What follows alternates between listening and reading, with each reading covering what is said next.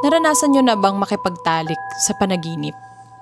Yung pakiramdam na totoo ang bawat haplos, bawat halik, pero paggising mo, pagod na pagod ka.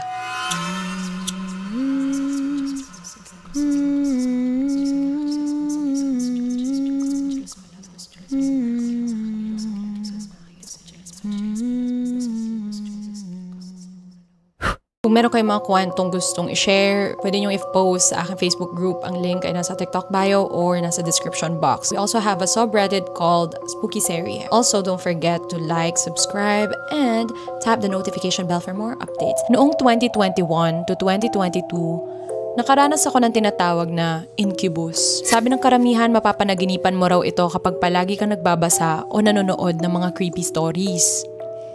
Hindi ko alam kung totoo yun pero kasagsagan ng COVID-19 noon kaya halos wala akong ginagawa sa bahay. Bata pa lang ako, mahilig na talaga ako sa mga bagay na nakakatakot. Palagi akong nanonood ng horror movies at documentaries.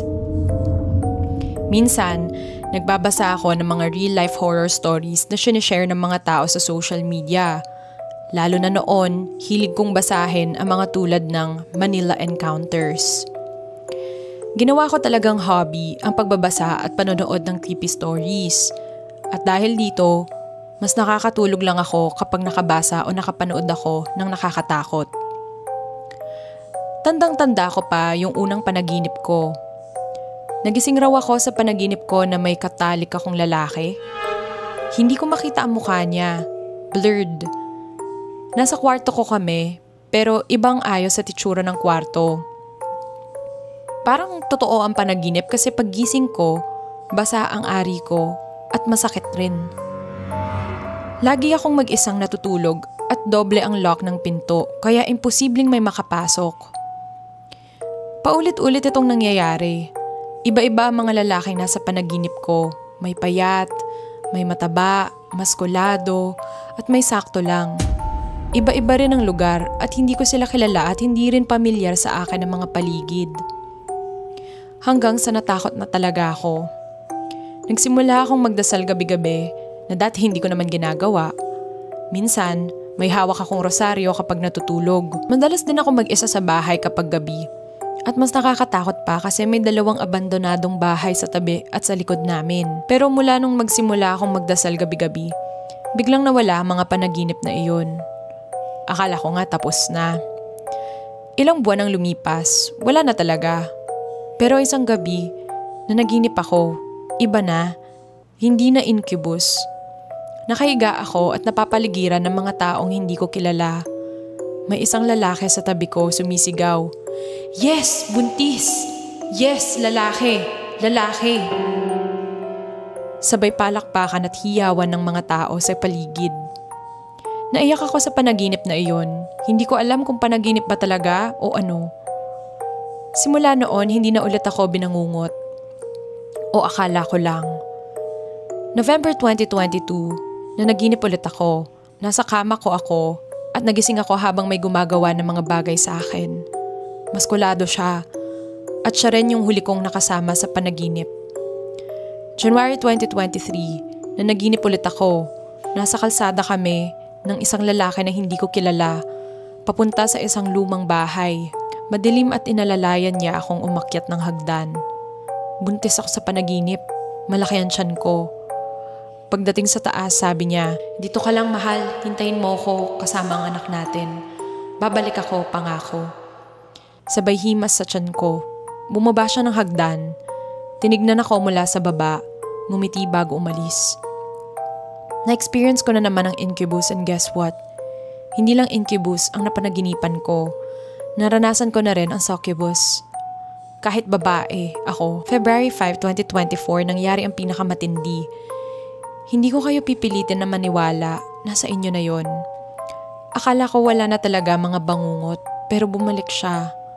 Pagod na pagod ako nun. Nag-exercise ako ng 1 oras, nag-review para sa quiz, nagsaing, tapos 12 noon to 6 p.m. ang klase. Pag-uwi, sobrang sakit ng katawan ko para bang may nakasakay sa likod ko. Kaya mga 7 p.m. or 8 p.m. natulog na ako kaagad. Naka-pajama, naka-t-shirt at naka-jacket. Akala ko simpleng panaginip lang pero hindi. Bumalik siya, yung maskulado. Una, nakaupo siya at umiiyak ako habang nasa kandungan niya. Pilit niyang pinapasok ang ari niya sa akin. Bigla akong napunta sa isang bahay na hindi pamilyar. Parang haunted. Nasa kusina ako habang may babaeng nagra-rub sa ari ko. Maya-maya, nasa kwarto na naman ako, hindi rin pamilyar. Habang nakahiga, hinihimas na naman ng demonyitang yon. Nasa ibang kwarto na naman ako, hubad-hubad sa harap ng salamin. Sa likod ko yung maskulado at kalbong lalaki. Pinipilit pa rin ako. Nakikita ko siya sa salamin pero hindi ko nakikita ang mukha ko. Nagising ako at ramdam ko talaga parang may pumapasok pa rin sa akin. Sobrang sakit. Pero wala namang tao.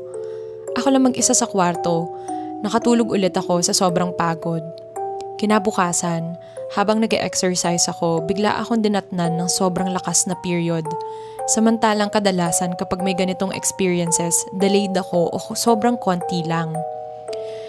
February 6, nagising ako 3:19 a.m.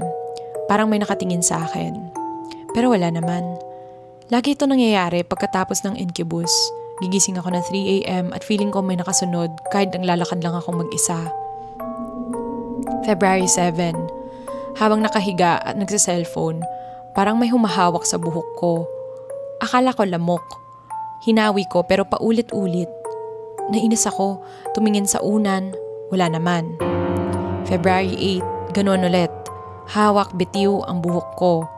Doon ko na-realize, ito rin ang entity na humahawak ng buhok ko at pinagsamantalahan ako sa panaginip. Hindi iyon kapre kasi hanggang balikat lang ang buhok ko at wala namang malalaking puno rito sa amin. Pagkatapos nun, halos gabi-gabi na akong nagigising tuwing madaling araw. Pakiramdam ko may kung ano man ang dumadampi sa pagitan ng mga hita ko. Parang may humahaplos.